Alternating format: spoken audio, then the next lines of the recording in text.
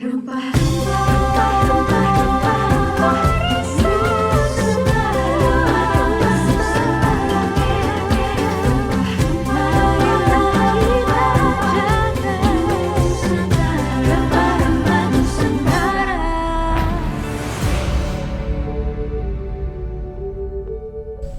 di sini Laskar Rempah dari daerah istimewa Yogyakarta. Baru saja melalui satu sesi workshop. Jadi pada sesi kali ini dibagi menjadi 3 bagian. Yang pertama adalah materi yang disampaikan oleh Bu Retno, kemudian yang kedua adalah sesi games, dan yang ketiga adalah workshop. Waktu pemateri itu, saya mengenal banyak rempah-rempah yang sebelumnya memang saya tidak pernah kenal ataupun dengar namanya.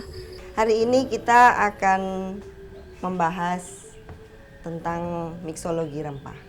Rempah atau jamu itu sebenarnya dari bahasa Sanskertanya usodo, usada atau usodo. Itu artinya jamu. Jadi pada saat itu masa nenek-nenek moyang kita itu mereka selalu menggunakan jamu untuk pengobatan, untuk kecantikan, ya kan? Terus untuk menjaga kesehatan tubuh sehari-hari. Waktu pemateri itu, saya merasa banyak hal baru sih yang saya temukan. Jadi saya tuh sejak kecil suka mengkonsumsi jamu temulawak, tapi saya tuh nggak pernah pegang temulawak seperti apa. Dan ternyata saya baru tahu kalau ternyata tuh ada temu ireng, temu putih, yang itu memiliki karakteristik dan fungsinya masing-masing. Temu hitam atau temu ireng. Nah, ini temu putih. Nanti kita akan coba slice. Kita akan lihat isinya apakah benar hitam. Ternyata banyak sekali rempah yang bahkan saya sendiri belum mengerti. Contohnya, misal memang saya tahu nih ada pala, tapi saya tidak tahu ternyata ada fuli, dan ternyata proses dari pala itu bisa dijadikan berbagai macam minuman, itu saya sendiri belum mengetahui. Nah, ini pala. Oh, itu pala. Pala, iya, ini palanya. Pala kering itu. Pala kering, jadi pala dikeringkan terus. Dagingnya berarti itu ya? Iya, daging palanya. Kalau untuk selaput biji palanya itu kan fuli. Ya. Fuli ada fuli, ini fuli. Oh, fuli itu dari pala juga. Ya, fuli itu pala. Jadi kan biji pala, terus fuli, terus daging pala. Kalau ini kan untuk sirup, untuk apa lagi? Manisan ya? Manisan gitu. Saya mengetahui nama cinnamon adalah arti dari kayu manis, tapi saya juga menemukan bahwa ternyata kayu manis itu memiliki beraneka macam lagi. Terdiri dari ada beberapa kayu manis dari Kalimantan, dari Sumatera, dari Jawa, itu memiliki perbedaan masing-masing. Kalau dilihat sepintas, ini hampir sama, ya kan? Kayu manis. Padahal tiap daerah penghasil kayu manis itu, kayu manisnya punya ciri khas dan cita rasa yang berbeda-beda. Nanti kalian bisa cium masing-masing, baunya berbeda, juga rasanya berbeda. Ini yang paling bagus dari Riau. Dari Riau. Ya. Ada yang dari Jawa, ini ada yang dari Kalimantan. Gede-gede ya kalau dari Kalimantan ya. Mungkin karena pohonnya gede-gede ya. Jadinya gede-gede. Nanti dibawi baunya beda-beda. Dan saya juga baru mengenal rempah-rempah yang seperti tadi itu ada keningar, itu juga bau-baunya mirip dengan kayu manis, tapi itu sebenarnya kayu yang berbeda seperti itu. Nah, ini namanya keningar. Keningar. Keningar ini baunya khas. Orang sering salah menyebut keningar dengan kayu manis. Keningar itu biasanya diolah jadi apa? Ini untuk masakan, juga untuk minuman. Baunya kan wanginya wangi beda.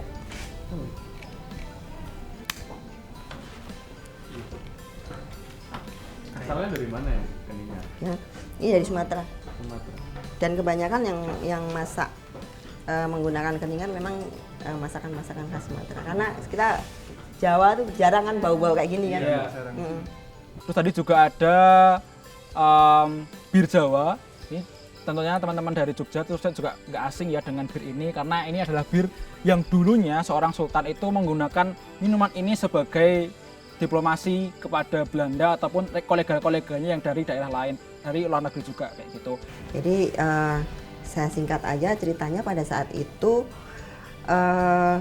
Sri Sultan Hamengkubuwono ke-7 sering mengundang teman-teman atau orang-orang Belanda ke keraton untuk mengadakan perjamuan. Gitu. Jadi keraton khusus mengimpor bir. Pada waktu itu belum banyak bir yang di sini ya. Jadi mereka mengimpor bir khusus untuk tamu-tamu Belanda. Karena si Nuwun tidak mengunjuk alkohol gitu. Jadi mereka membuat atau meramu minuman yang mirip dengan bir. Jadi ini nanti kalau misalnya sudah diseduh ya, sudah diseduh. Kebetulan karena bir itu ada sodanya, kemudian ditambah dengan air soda plain gitu. Jadi seperti bir. Jadi semuanya kayak minum bir bareng-bareng, padahal sebenarnya jamu. Bir Mataram. Ini asli Jogja. Jadi setelah dijelaskan tentang rempah-rempah, macam-macam rempah dari A sampai Z, lalu sejarah segala macam, kita dites lagi nih. Jadi kayak apakah tadi kita tuh mendengarkan dan memperhatikan serta mengamati rempah-rempah itu dengan baik atau tidak. Jadi kita mau tahu nih sejauh mana tadi kalian menyimak, mendengarkan, dan tadi kan juga sudah maju kan masing-masing untuk ngambil, mencium, merasakan, menikmati rempah Nusantara ini. Nah, di games ini nanti ada 10 ya Mbak? 10. Ada 10 rempah yang sudah dibalut dengan kain hitam. Nah, kita disuruh menebak apa aja isi dari rempah-rempah tersebut. Meskipun saya tahu bahwa penyelenggara games ini sebenarnya sudah sengaja membuat rempah-rempah yang mirip-mirip seperti temulawak dan laos, apalagi jahe itu kan hampir mirip teksturnya ketika kita pencet dan diiris tipis-tipis sehingga kita beberapa kali itu agak terkecoh sebenarnya. Saya terpaku di bau pala yang agak manis, tapi tadi itu dan bentuknya yang ada di kainnya itu juga ini ya, kayak nggak bentuk pala, jadi tak pikir itu keningar. Saya terpaku di bau pala yang agak manis, tapi tadi itu dan bentuknya yang ada di kainnya itu juga ini ya, kayak nggak bentuk pala, jadi tak pikir itu keningar. Tadi saya jawabnya keningar. Terus ada juga saya tadi jawabnya kalau nggak salah itu temu hitam, padahal itu harusnya temulawak. Jadi saya juga agak bingung karena ada temulawak, temu hitam, temu putih itu juga hampir mirip-mirip baunya, tapi ternyata setelah kita lihat itu beda banget. Ternyata itu rempah-rempahnya itu dibungkus pakai kain hitam.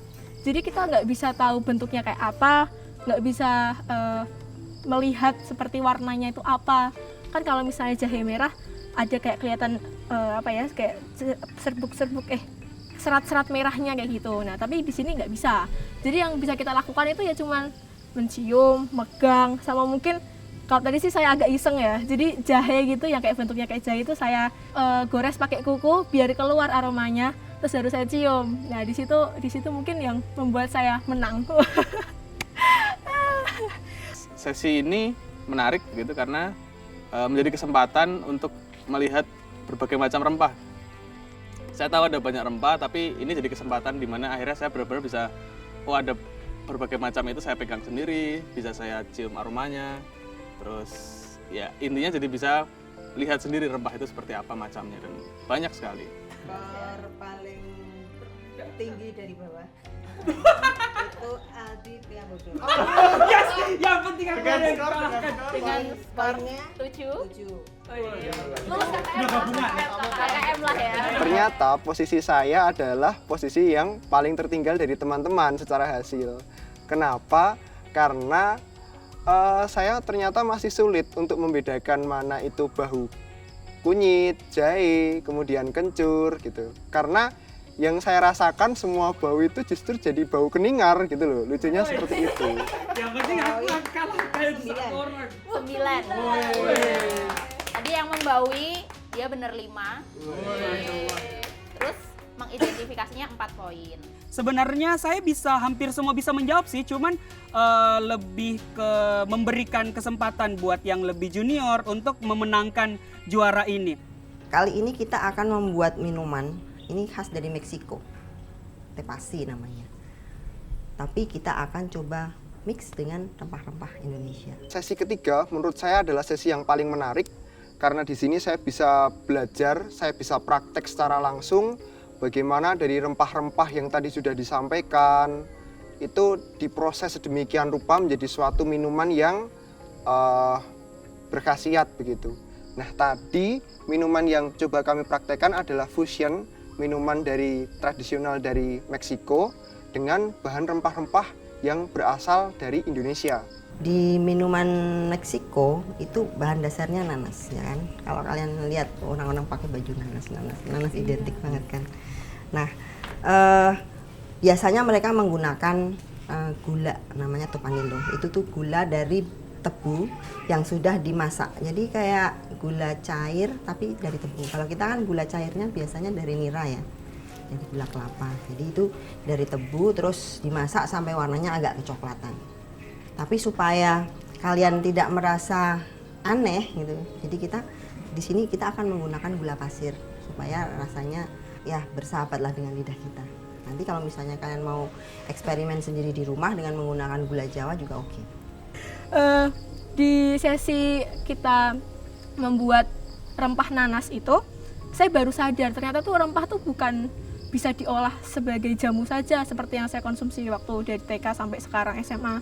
Ternyata bisa dibuat minuman yang lebih lebih kekinian gitu, yang mungkin anak-anak muda tuh suka karena rasanya nggak terlalu pahit, nggak terlalu getir kayak yang jamu dan sebagainya itu. Yang kita perlukan adalah nanas. Nanasnya utuh. Jangan beli nanas yang udah dipotong atau yang misalnya di supermarket dalam kondisi dingin. Kayaknya kalau wadahnya segini mungkin cukup kali ya, satu untuk berdua. Gampang dan cepat. Jadi kita siapkan wadah. Kita siapkan wadah dan harus kaca. Jangan pakai plastik. Karena nanas kan sifatnya asam. Kita diajak untuk membuat minuman yang berbasis nanas dan rempah-rempah juga. Setelah diberikan contoh, kita semua mencoba membuat. Jadi teman-teman, kali ini waktu kita untuk mempraktekkan yang tadi sudah dicontohkan oleh bunda kita. Jadi kita akan membuat fermentasi Probiotik. rempah nanas Indonesia. Saya kasih tahu tadi contohnya itu bagaimana teman-teman. Jadi ini ngupas nanas tuh nggak kayak ngupas nanas pada umumnya. Kalau kita mau makan nanas biasanya yang harus bersih kulitnya terus matanya dihilangin satu-satu tuh enggak. Kita potong kulitnya aja, yang di luar tuh malah harus ini ya, besar-besar ya. Karena nanti Justru ininya yang digunakan. Ya, kita tuh justru yang paling bagus itu kulit luarnya. Setelah kita potong-potong kayak gini, kita masukin nanasnya itu ke dalam toples jaring ya teman-teman.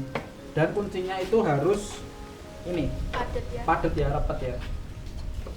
Dari beberapa generasi muda yang saya temui, terus terang baru sekali ini saya bertemu dengan segerombolan si berat ini.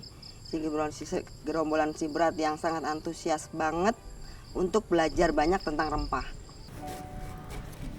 Nah, bisa dilihat teman-teman.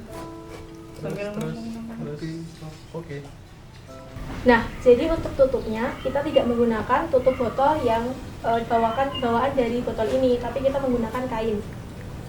Kenapa kita menggunakan kain? Karena proses fermentasi ini adalah fermentasi aerob atau membutuhkan kontak dengan lingkungan sekitar, sehingga kain ini lah yang menjadikan fermentasi kita itu bisa berjalan dengan baik. Lalu kita tunggu fermentasi kita ini untuk 3 hari. Nanti jika sudah terdapat atau terlihat gelembung-gelembung, maka itu proses fermentasi sudah berjalan. Cukup membuat saya bangga bahwa masih ada anak-anak muda yang begitu tertarik dengan rempah dan berusaha menggali lebih dalam supaya rempah itu bisa menjadi bagian dari gaya hidup anak muda sekarang. Jadi nggak melulu jamu yang selalu identik dengan itu minumannya orang tua, itu hanya jamu hanya pahit dan lain-lain. Jadi saya menghimbau kepada teman-teman Laskar Rempah Yogyakarta, mari kita kuatkan lagi barisan dan kita rebut lagi kejayaan rempah Nusantara. Dan ini hasil akhir kita di membuat minuman Fermentasi probiotik rempah nanas Indonesia.